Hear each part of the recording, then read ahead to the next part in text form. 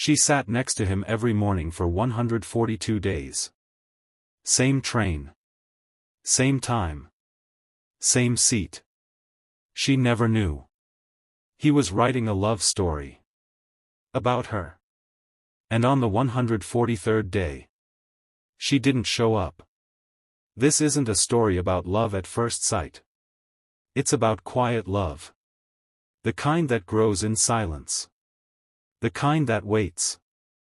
The kind that risks everything, just to be spoken. If you've ever loved someone secretly, stay with me.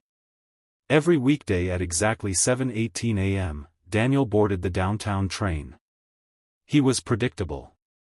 Gray hoodie. Black backpack. Coffee in his left hand. Notebook in his right. He always chose the aisle seat. And 3 stops later, she would get on. Her name, he would later learn, was Lily. But back then, she was simply the girl with the sun-colored headphones. She always sat beside him. Not because she had to. Because it was the only seat left. At least, that's what she probably thought. What she didn't know. Daniel started boarding one train earlier. Just to make sure that seat stayed empty. For her. Daniel wasn't texting. He wasn't journaling. He wasn't working. He was writing. About her. Not in a creepy way. Not obsessively. But gently. He wrote about the way she tapped her foot to music no one else could hear. About how she smiled at elderly passengers. About how she always checked her phone at exactly 7:26. He created a character inspired by her. In his story, her name was Elena. Elena loved astronomy. Elena believed in destiny. Elena had no idea someone loved her quietly. Every day, he wrote 1 page.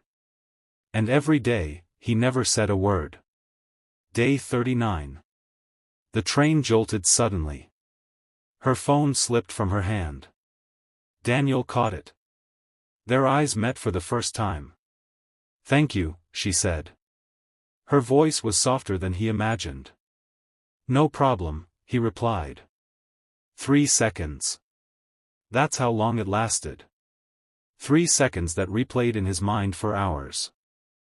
That night, he wrote 5 pages instead of 1. By day 70, the routine felt sacred. If she looked tired, his day felt heavy. If she smiled, his chest felt lighter.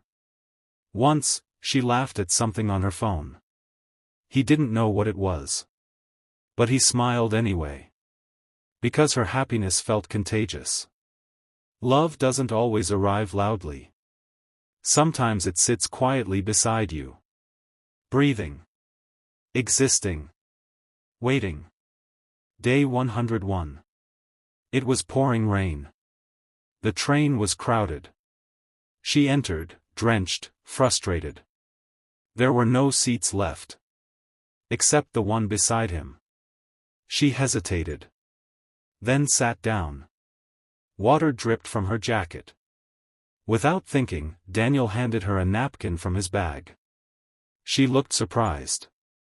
"You come prepared," she smiled. He shrugged. "I try."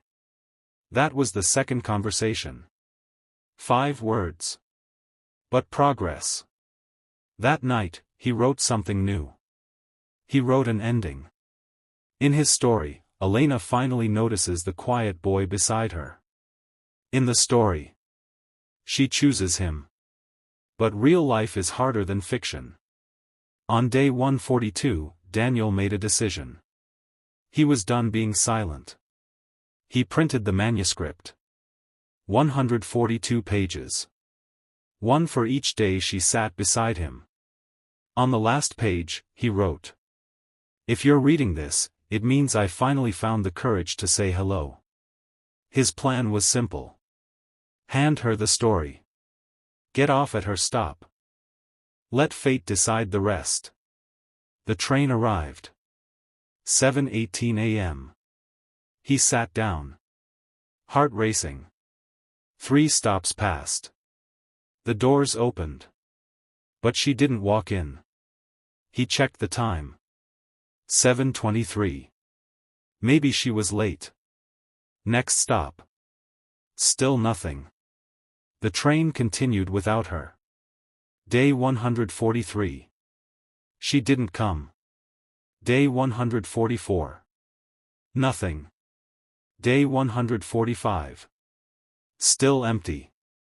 The seat beside him felt unfamiliar. Colder. He kept carrying the manuscript. Just in case. By day 150, doubt crept in. Was she sick? Did she change jobs? Did she move? He realized something painful. He didn't even know her last name. When you love someone silently, you risk losing them silently too. Day 151. The train doors opened. And there she was. Hair shorter. No headphones. She looked different. But it was her. She spotted him. And for the first time, she smiled first. She sat down. I think we're train neighbors, she said. He laughed nervously. I think we are. I was visiting my mom. She had surgery. Everything's okay now. He nodded, relief washing over him. This was it. His moment. His hands trembled slightly as he reached into his bag. I, actually wrote something. She looked curious. He handed her the manuscript. All of it? He nodded. It's about a girl on this train. She blinked. And I was hoping you'd read the last page first. She turned to the end. Silence filled the train. His heart pounded louder than the tracks. Her eyes scanned the final paragraph. Then she looked up at him. You wrote this, about me? He swallowed. Yeah. For 142 days. Yeah. She didn't laugh. She didn't look uncomfortable. Instead, she said something he never expected. I thought you hated me. His eyes widened. What? You never talked. You always looked so serious. He shook his head quickly. I was just scared. She smiled softly. I was waiting for you to say something. The train reached her stop. She stood up. He stood too. For a second, neither moved. Then she said, walk me to work? That walk lasted 12 minutes. But to Daniel, it felt like stepping into his own story. They talked about small things.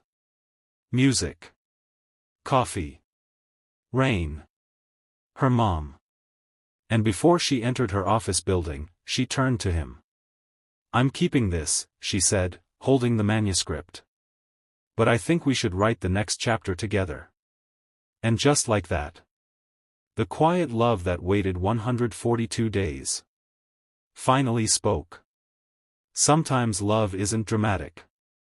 It doesn't explode into your life. It sits beside you.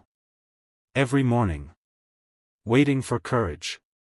So if there's someone you've been meaning to talk to, maybe tomorrow is your day 142. And maybe they're waiting too.